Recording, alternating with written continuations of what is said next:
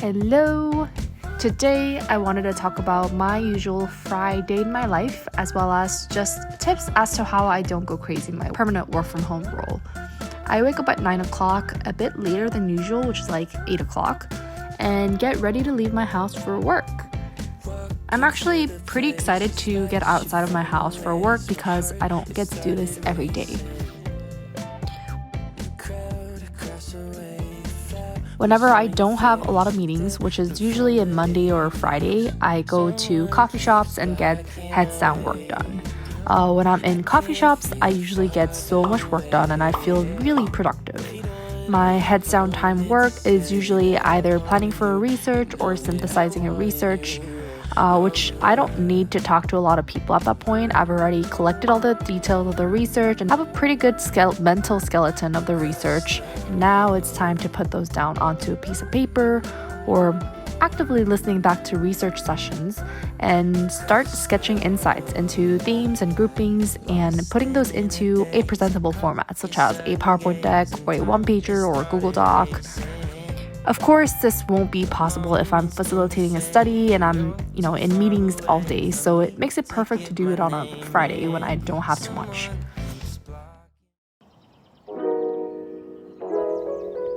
I know there are some people on LinkedIn who are dying to go back to the office, but for me personally, working from home, even pre-COVID, was probably my favorite thing ever.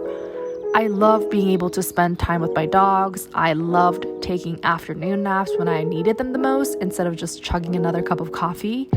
I loved eating the food of my culture without fearing that, I will get judged for not eating salad or pasta for lunch. I also loved saving a couple of hours each day, not needing to drive to work, put makeup on, think of how to impress my coworkers with how I dress. Of course, I think a lot of these came from peer pressure from the marketing world, and I've really come to overcome these when I transitioned into tech. But being at home and being my comfortable self allows me to do this a lot more easily.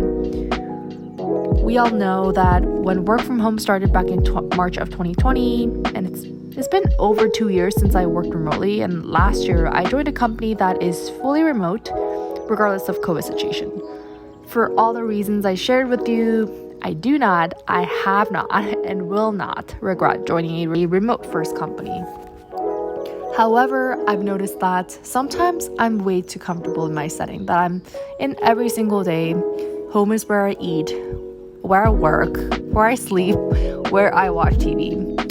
Where I'm stressing out is where I'm relaxing. It's also where I'm taking naps.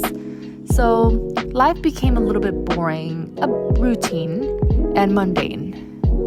And here are a couple of things I did to try to make my life a bit more interesting.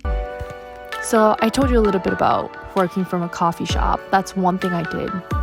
Another, I made sure to leave home on the weekends. Even if it's getting my taxes done, I went to a cute coffee shop and I sat outside.